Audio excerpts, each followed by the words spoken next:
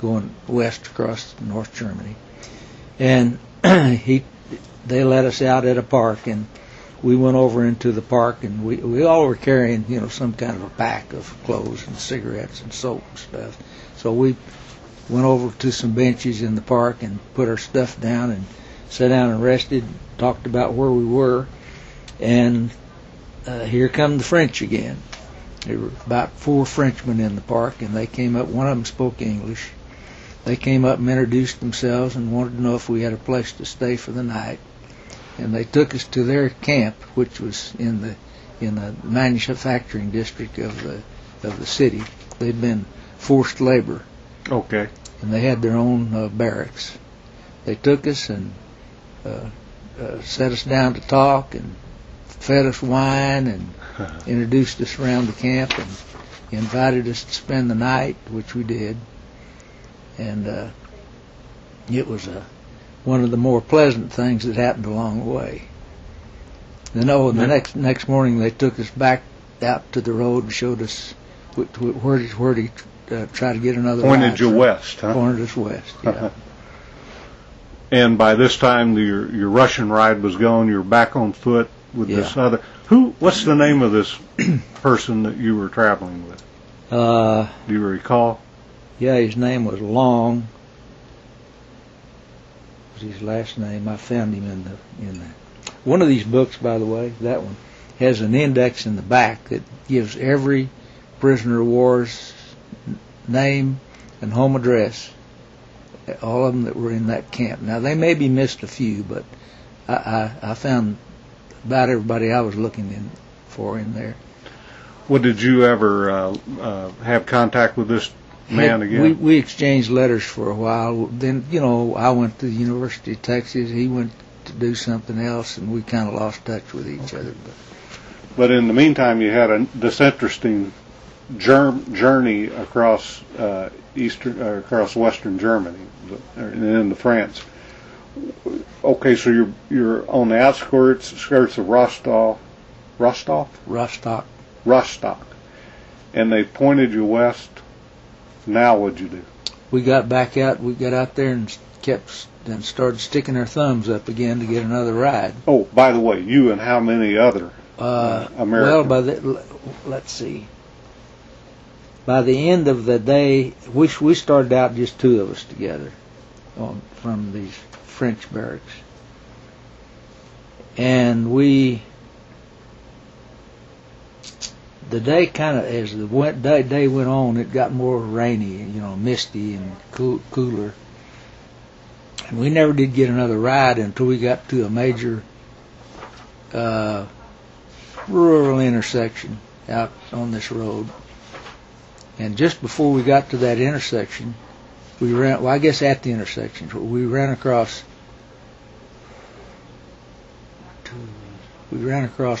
3 American GIs that had been in forced labor. They were not commissioned officers, therefore, and they weren't non-coms either. They were just soldiers, and they had been forced into agricultural labor, which was legal under Geneva rights.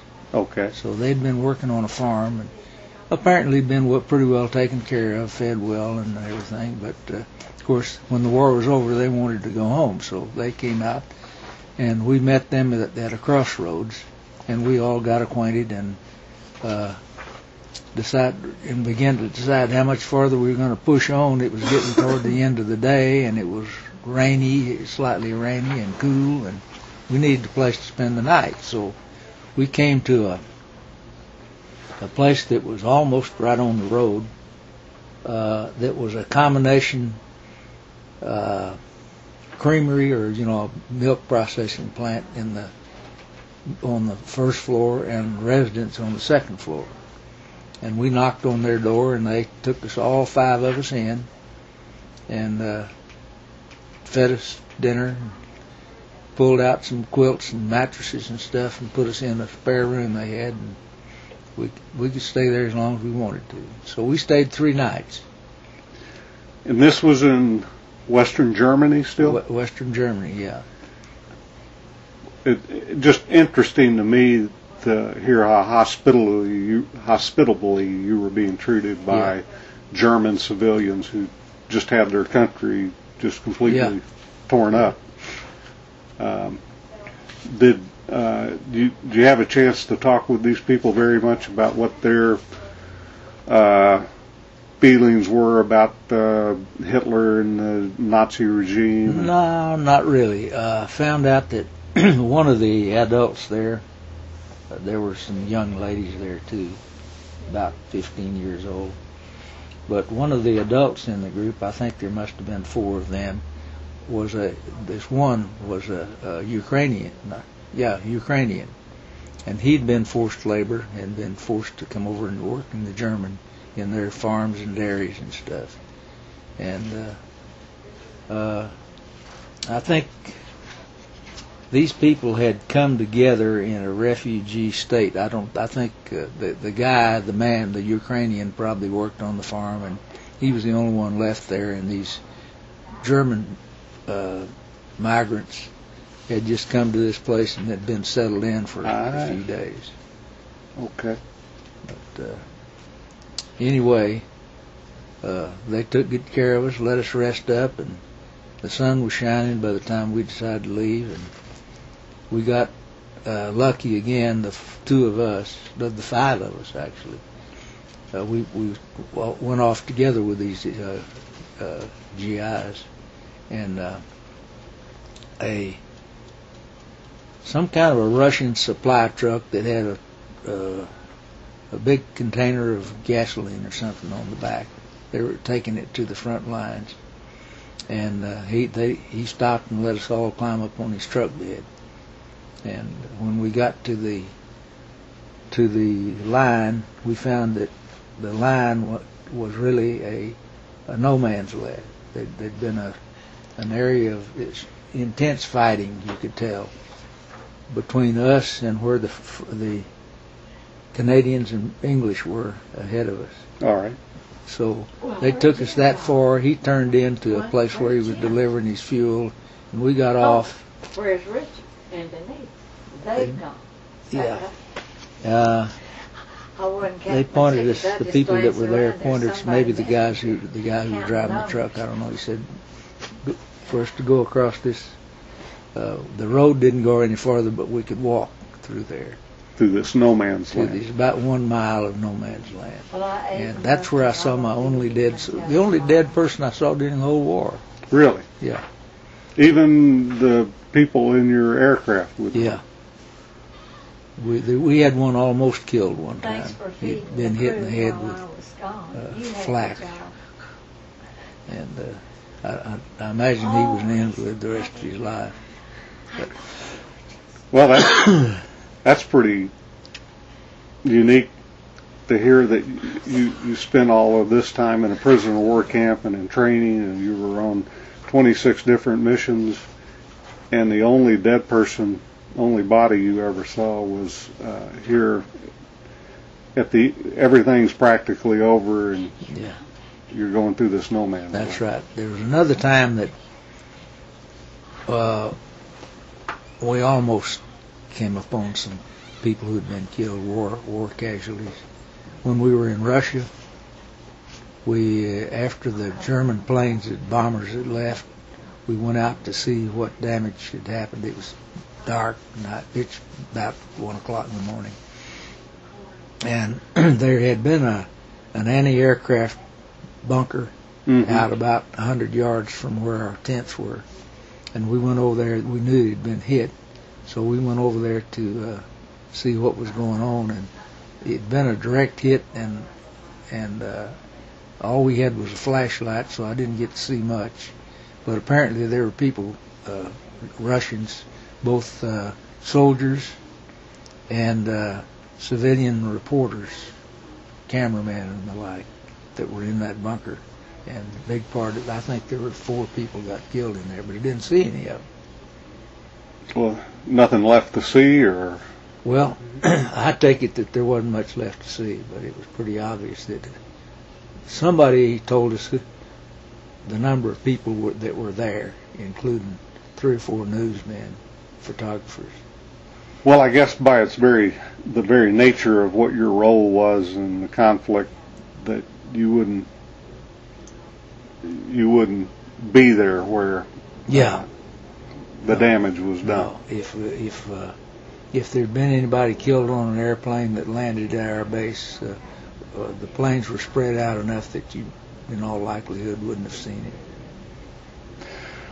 Well, getting back to this journey across Western Germany, you're to the point where you're at the end of the road that the Russian supply tanker could take you, and he's pointing you across this mile of no man's land.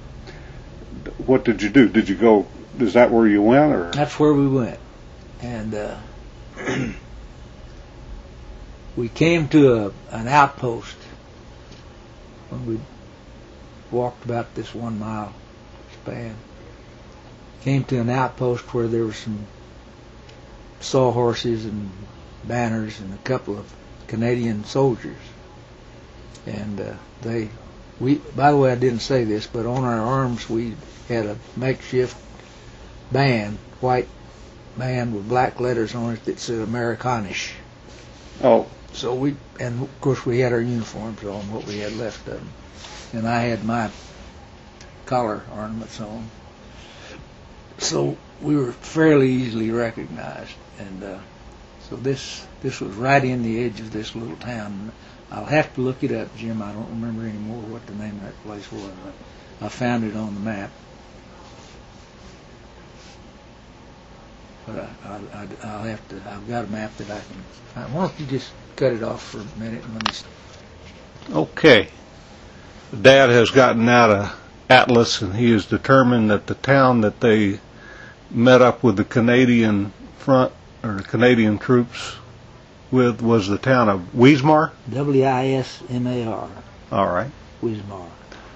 And by the way, this is all going on in the first week in May 1945. Yes, that's right. The Russians came in on the night of May the 1st, or maybe it was March.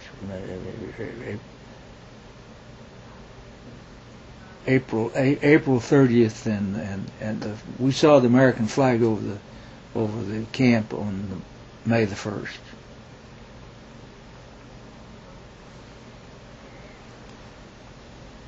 So this journey across Western Germany to meet up with the Canadians was all taking place during the first week in May. We left the camp on the 5th of May, and we were 1 day, 4 days, about 5 days on the road. Okay, so about May the 10th is what we're talking about, 1945. Mm-hmm. And you met the Canadian forces. Yeah, there was Canadians, and there were a few Scots, the Englishmen that were from Scotland, or I guess they were Scots. Anyway, they were from the northern part of England, I guess. They had bad accents that were almost like Scotch. All right. And anyway,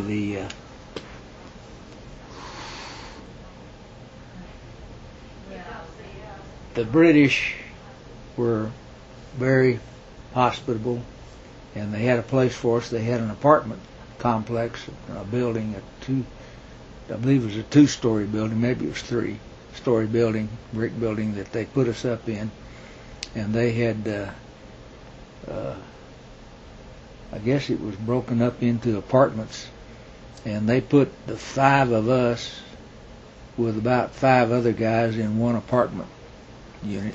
Okay. And but of course they fed us, so we didn't have to worry about cooking. Just a place to lie down and sleep and wait until we could be taken out of there. After a day or two, some buses picked up the Americans and took them farther west. And Jim, I'm trying to find out where that place was. As best I remember, the place where the peace treaty was signed between the Allies and the Germans was where we flew into from Wismar. I mean, came into on a bus.